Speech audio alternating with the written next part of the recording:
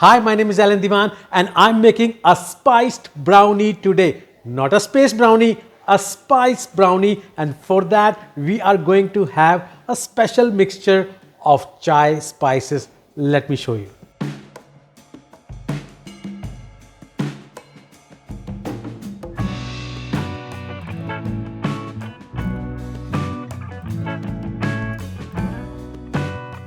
Now to make our brownie, the first thing we need to do is melt our chocolate and our butter, and for that I have a double boiler going on over here, which is some water boiling and a bowl on top in which I'm going to melt my chocolate and my butter. The chocolate I'm using is a dark chocolate. It's 80% cacao and it's also a sugar-free version, as my brownie today is going to be a sugar-free and a gluten-free version. Now when my chocolate and my butter is melting, I'm going to add some espresso to it. The espresso, the coffee, actually helps to enhance the flavor of the chocolate and the spices that we are going to be adding to the brownie. We don't want to get that coffee hit. We just want to feel the coffee, the subtle flavor of coffee in the background.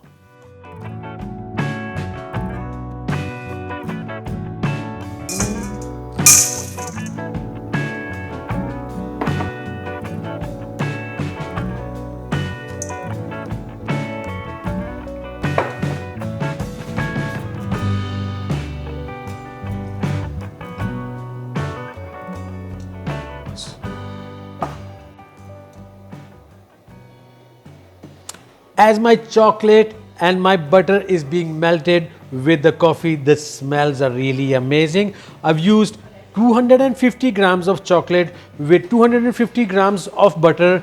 I want to crack some eggs and I want to whisk them with some sugar, and of course I'm not using sugar, I'm using a sugar substitute. I'm using Erythrite, which is a natural sweetener. If you're using normal sugar, you can add half white sugar and half brown sugar.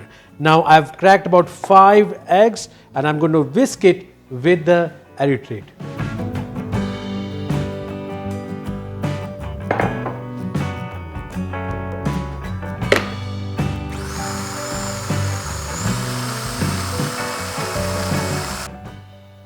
We have melted our chocolate with the butter, our eggs are whisked, and we want to prepare our spice masala or our chai spices. Now the spices that I'm using are some fennel seeds. So we're going to go ahead and add some fennel seeds, some black peppercorn. They are going to give us a nice kick. I'm going to be using some green cardamom. So a lot of green cardamom gives a really fragrant smell. Some cloves, and the cloves and the cinnamon, they are going to give that nice warm spiced flavor. Let's break this cinnamon stick, and we are going to later on add some nutmeg and some ginger powder.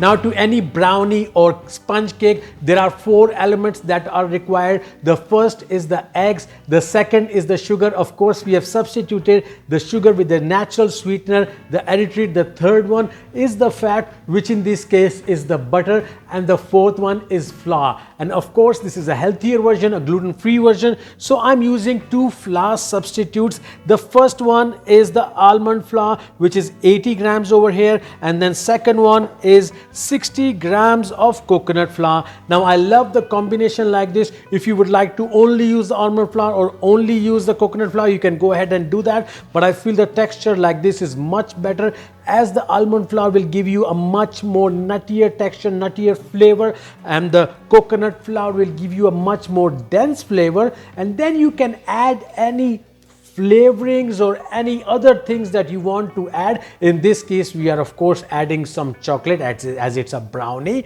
and we are going to add our spice mix as well, and we are going to mix all of this together with some baking powder, and then we are going to put it in a baking tray and in a preheated oven of 200 degrees centigrade.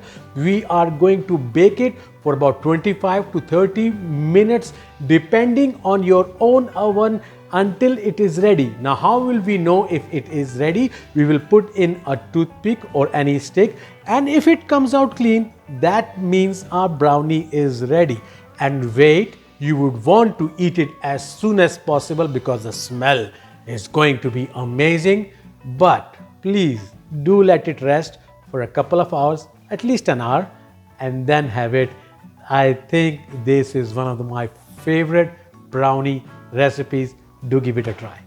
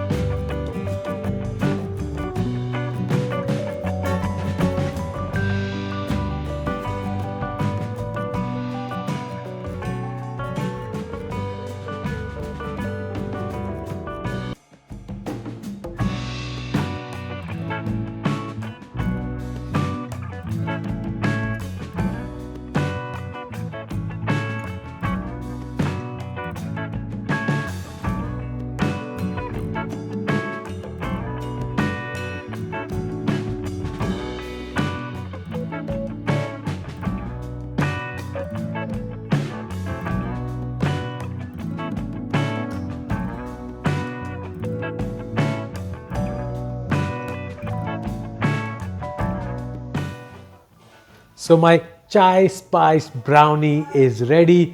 This is the moment I have been waiting for. Let me go ahead and give it a taste. Looks really fantastic. Wow, wow, that intense flavor.